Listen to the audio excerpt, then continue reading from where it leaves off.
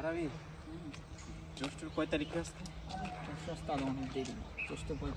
হায় রে যে গরম পড়ছে। আরে যার সাথে কথা বলতে যেতে ওঠে। এই দাদা এই ভাই তোরা কি করতেছিস তোরা এই জায়গায়? এটা কি ভিডিও করার জায়গা? এটা এই গরমের মধ্যে ভিডিও করার জায়গা? তোদের জন্য ইসলামী বিশ্ববিদ্যালয়ে গরম বাড়তাছে, এটা কি ভিডিও করার জায়গা? এটা তোদের জন্য হাঁটতে পারতাছি না, গরমে মাথা চাঁদি ফুটে যেতেছে গা। এই তুই টঙ্গের ভিডিও করিস না ভাই? আসেন ভাই, তুই টঙ্গের ভিডিও করিস না? হ্যাঁ, এই গরমে কেউ ভিডিও করে? গরমে কেউ ভিডিও করে? কি ভিডিও করার কোনো কাজ নেই তোর? পড়াশোনা নাই? গরমের ভিতরে কি আসতে পারিস না? এই পানি দিয়ে কি হবে? এটা কি এই জায়গায়? এটা কি রে? এত গরম, এত পানি, এত গরমে ঠান্ডা হ্যাঁ ভাই। হ্যাঁ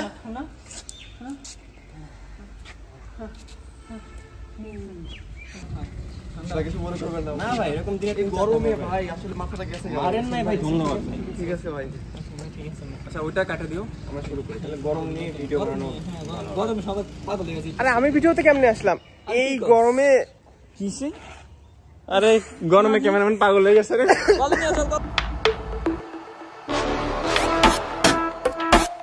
আসসালামু আলাইকুম সবাইকে, স্বাগতম আমাদের টঙে। এই তীব্র তাপপ্রবাহে দেশের আবহাওয়া যেমন উত্তপ্ত, তেমনি তখন টঙের চা আরো একটু বেশি উত্তপ্ত। এই গরমে গরম গরম টপিক নিয়ে চলে এলাম। কেমন হবে এই গরমে যদি আমরা গরম নিয়েই কথা বলি? চলুন শুরু করা যাক।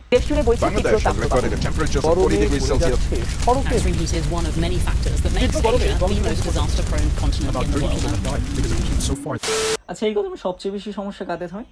শ্রমজীবী মানুষদের, কারণ তাদের ওয়ার্কিং আওয়ারটাই সকাল 9টা থেকে বিকাল পর্যন্ত, যে সময়টাতে সবচেয়ে বেশি গরম অনুভূত হয়। অথচ আমরা বিশ্ববিদ্যালয়ের স্টুডেন্টরা এসির নিচে বসে ক্লাস করে বিশ্ববিদ্যালয় বন্ধের আবেদন জানাচ্ছি। কারণ আমরা এখন টং দোকানে বসে যখন আড্ডা দিই, তখন আগের থেকে একটু বেশি ঘামাচ্ছি। বিশ্ববিদ্যালয়ে গাছের ছায়ার নিচে বসে আড্ডা দেওয়ার সময় একটু বেশি গরম অনুভূত হচ্ছে। আর আমরাই নাকি একদিন এই দেশটাকে লিড করব। অ্যাকচুয়ালি জলবায়ু পরিবর্তন একটা ধ্রুব প্রক্রিয়া, আমরা চাইলেও কিছু করতে পারতেছি না।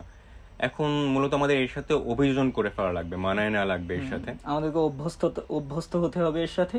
আর আমরা সেই অনুযায়ী জলবায়ু পরিবর্তন ঠেকানোর জন্য সঠিক পরিকল্পনা অনুযায়ী কাজ করতে হবে।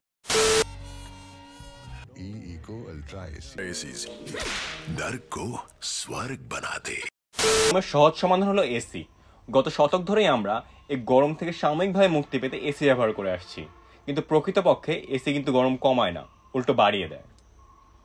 এসি কার্বন নিঃসরণ ঘটাচ্ছে, যেটা একটা গ্রিন হাউস গ্যাস, যা ওজোন স্তরে ক্ষতিগ্রস্ত করছে।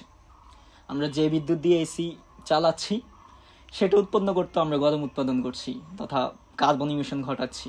এসি শর্ট টার্ম সলিউশন হতে পারে, বাট লং টার্মে একটি বিরাট বড় সমস্যা। আরও কাছে ঘেরা বিল্ডিং গুলাও তাপমাত্রা বাড়িয়ে দেয়। কাছে ঘেরা বিল্ডিং না লিটারালি নতুন একটা সূর্য তৈরি করে। আলো কাছে এসে পড়ে, সেখান থেকে প্রতিফলিত হয়, একই সাথে ওই জায়গায় দুইটা সূর্য কাজ করে। আর কাছে ঘেরা বিল্ডিং হলে যেটা সুন্দর হবে এমনটা না। মূলত এটা আমরা ওয়েস্টার্ন কালচার থেকে প্রভাবিত হয়ে কপি করতেছি। বাট আমাদের মাথায় রাখতে হবে, ওয়েস্টার্নের কালচারের যেসব দেশগুলো আছে ওদের জলবায়ু আমাদের জলবায়ু কমপ্লিটলি ডিফারেন্ট। আর দেশেও বিভিন্ন আর্কিটেকচার টেকনিকও আছে যেগুলো ব্যবহার করলে আমরা প্রাকৃতিকভাবে বাসা ঠান্ডা রাখতে পারবো। আমরা বিল্ডিংগুলো এমনভাবে ডিজাইন করছি যাতে এসি বসানো যায়, কিন্তু একসময় বিল্ডিংগুলো এমন একটা প্রক্রিয়া ডিজাইন করা হতো যাতে গরমকালে শুধু ফ্যানেই কাজ। হ্যাঁ, বাসাতে ভেন্টিলেটর ইউজ করা হতো যাতে বাতাসটা ইজি ফ্লো হতে পারে। আরেকটা ব্যাপার, জানালা, যেটা আগে ঠেলা জানালা ইউজ করা হতো, যেগুলো ঠেলে খুলতো, তাহলে ফুল জানালাটাই আমরা ব্যবহার করতে পারতাম। কিন্তু বর্তমানে অ্যাস্থেটিকের কথা বিবেচনা করে থাই গ্লাস ইউজ করা হচ্ছে, যার ফলে অর্ধেক জানালাটার ফাংশনালিটি থাকতেছে না। আমার এখনো মনে পড়ে ছোটবেলায় যখন কারেন্ট চলে যেত, তখন আমরা সবাই মিলে দক্ষিণা জানালা অথবা বারান্দার সামনে সবাই একটু বসে গল্প করতাম, আর তখন এত গরম অনুভূত হতো না। আর এছাড়াও ভেন্টিলেশন ব্যবস্থা আমরা ব্যবহার করছি না। ভেন্টিলেশন ব্যবস্থা ব্যবহার না করে আমরা একটা ঘরের গরম বাড়াচ্ছি, আর সেই গরম কমানোর জন্য এসি ব্যবহার করছি। আচ্ছা, তুই যে বললি ছোটবেলার জলবায়ুর অবস্থা আর এখনের জলবায়ুর অবস্থা, ছোটবেলার জলবায়ুর অবস্থাটা সম্পূর্ণ ডিফারেন্ট ছিল। বিগত 1,25,000 বছরের মধ্যে আমরা এখন সবচেয়ে বেশি তাপমাত্রা অনুভব করছি। আরে তাপমাত্রা বৃদ্ধির পিছনে কিন্তু অনেক মাইনর আর মেজর ফ্যাক্টরগুলো আছে, বাট সবচেয়ে ভাইটাল যে ফ্যাক্টরটা সেটা হলো হিটওয়েভ। হিটওয়েভ হলো তাপমাত্রা বৃদ্ধির সাথে বাতাসের হিউমিডিটি বৃদ্ধি। বিভিন্ন অঞ্চলে হিটওয়েভের মাত্রা বিভিন্নভাবে নির্ধারণ করা হয়। স্বাভাবিকভাবে 2 থেকে 3 দিন যদি কোনো অঞ্চলে এভারেজ তাপমাত্রার চেয়ে 3 থেকে 5 ডিগ্রি বেশি তাপমাত্রা থাকে, সেক্ষেত্রে সেই অঞ্চলের সেই সময়টুকুকে বলা হয় হিটওয়েভ। হিটওয়েভ মূলত কেন হয়? যখন কোনো একটা নির্দিষ্ট স্থানে অতিরিক্ত চাপ সৃষ্টি হয় বাতাসের, তখন আমাদের উপরে যে মেঘগুলো আছে সেই মেঘগুলো সরে যায় এবং সূর্য থেকে সরাসরি আমরা তাপ এবং আলো অনুভব করি।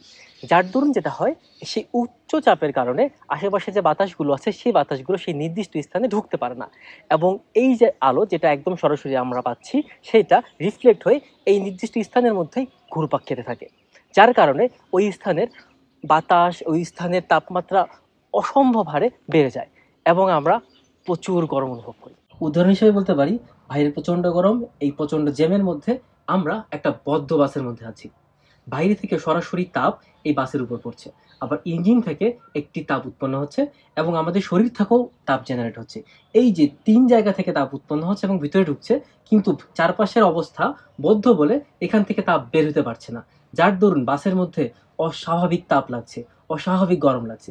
এই যে অবস্থাটা, বদ্ধ অবস্থান থেকে তাপ বের হইতে পারছে না, আবার বাইরে থেকে বাতাস ঢুকতে পারছে না, এই অবস্থানটাকে বলা হচ্ছে হিটওয়েভ। কি গরম! গত বছর 2023-কে বাংলাদেশের সবচেয়ে উষ্ণতম বছর হিসেবে ঘোষণা করা হয়েছিল, বাট এখনই আমরা 2023-কে ছাড়ে রেকর্ড করে ফেলেছি। এভাবে কি প্রতি বছর তাপমাত্রা রেকর্ড করে যাবো আমরা? রিসেন্টলি বাংলাদেশকে মরুভূমি হওয়া থেকে রক্ষা করতে আমরা দুজন খেজুর খাওয়া ছেড়ে দিচ্ছি, কিন্তু বাংলাদেশেও তো খেজুর উৎপাদন শুরু হয়েছে।